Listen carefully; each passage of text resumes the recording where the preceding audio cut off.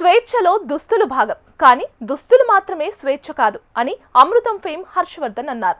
కొన్ని రోజులుగా ఇండస్ట్రీలో చర్చనీయాంశమైన సినీ నటుడు శివాజీ కామెంట్స్ పై హర్షవర్ధన్ ఇటీవల ఒక ఇంటర్వ్యూలో మాట్లాడారు. ప్రస్తుతం హర్ష కామెంట్స్ సోషల్ మీడియాలో వైరల్ అవుతున్నాయి.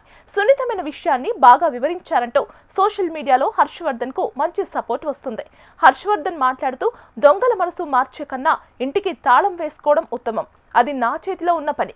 నా ఇంట్లో వాళ్లకు జాగ్రత్తగా ఉండండి అని చెప్పడం నాకు సులభం. అంతేకాని దొంగల్లారా ఆలోచించండి, నేను లేని సమయంలో ఒంటరిగా ఉన్న నా వాళ్లపై దాడి చేయకండి అని దొంగలకు చెప్పడం కష్టం. గత కొన్ని రోజులుగా సాగుతున్న అంశంపై ఆలోచిస్తే ఒక విషయం అర్థమవుతుంది. రెండు టాపిక్లను ఎప్పుడూ కలపకూడదు. స్వేచ్ఛ గురించి మాట్లాడితే దాని మీదే ఫోకస్ చేయాలి.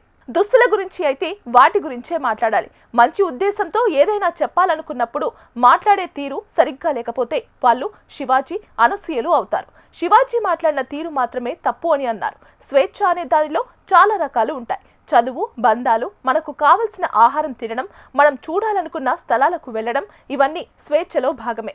ఇందులోనే మనకు కావలసినట్లు దుస్తులు వేసుకోవడం కూడా ఉంది. కేవలం మోడ్రన్ దుస్తులు ధరించడం మాత్రమే స్వేచ్ఛ కాదు. వాటి గురించి మాట్లాడే సమయంలో స్వేచ్ఛ అనే పదాన్ని వాడకూడదు. మనం ఉంటున్న ప్రదేశాన్ని బట్టి కూడా మన డ్రెస్సింగ్ ఆధారపడి ఉంటుంది అని హర్షవర్ధన్ చెప్పారు.